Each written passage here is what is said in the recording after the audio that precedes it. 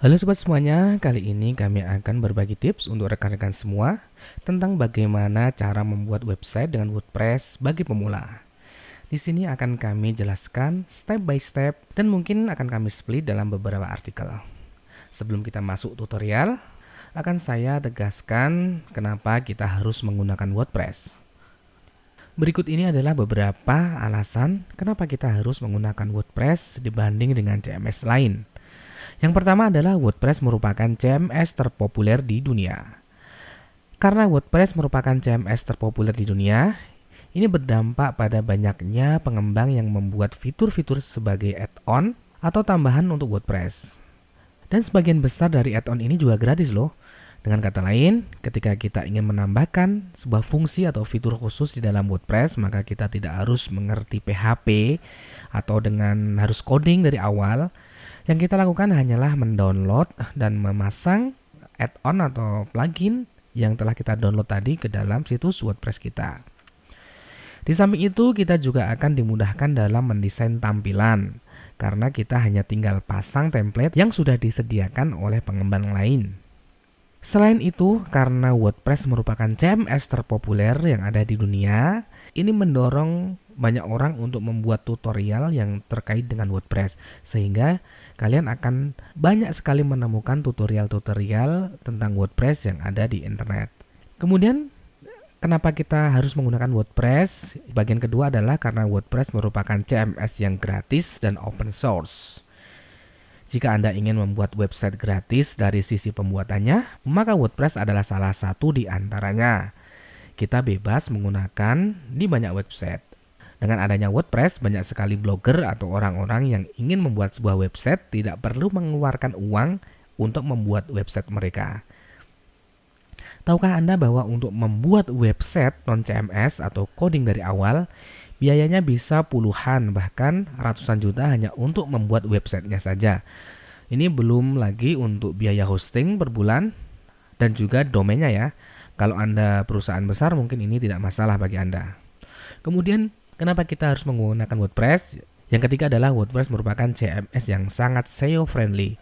WordPress dikembangkan sudah cukup lama, sekitar 2003, sehingga dalam pengembangannya sudah banyak sekali mengalami perubahan-perubahan dari tiap rilisnya. Sehingga bisa dibilang struktur coding dari WordPress sangat berkualitas tinggi.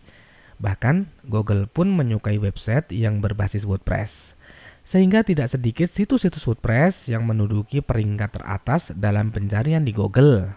Kemudian yang selanjutnya adalah WordPress merupakan CMS yang support banyak file. Banyak file yang bisa kita gunakan dalam WordPress. Kita bisa menaruh image, dokumen, audio, ataupun video. Jadi jenis apapun website yang akan kita buat, WordPress bisa menghandle semuanya. Kemudian WordPress merupakan CMS yang mudah di-customize. Banyak tipe website yang bisa dihandle oleh WordPress. Anda mau bikin blog, maka Anda bisa menggunakan WordPress dengan pengaturan standarnya. Atau mungkin Anda ingin membuat toko online seperti Tokopedia atau Shopee. Ada banyak add-on atau plugin yang bisa Anda gunakan, dan yang paling populer adalah dengan WooCommerce.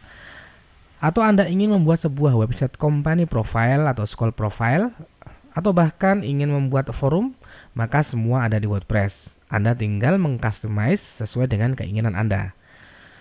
Kemudian yang terakhir adalah WordPress merupakan CMS yang pengaturan dan penggunaannya sangat mudah.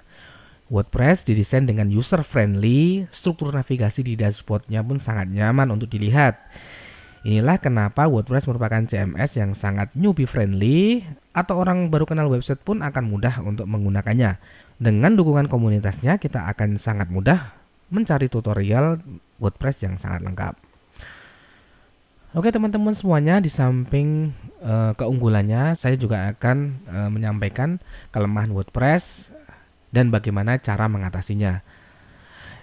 Kelemahan yang pertama adalah WordPress ini loadingnya sangat lambat dibanding dengan website-website lain. Kenapa website dengan WordPress lambat? Ini disebabkan karena banyaknya request ke database ketika akan membuka website. Sehingga dengan banyaknya request, maka akan memperlambat waktu tayang dari halaman yang sedang kita buka. Namun jangan khawatir, hal ini bisa kita tangani dengan menggunakan plugin Keys.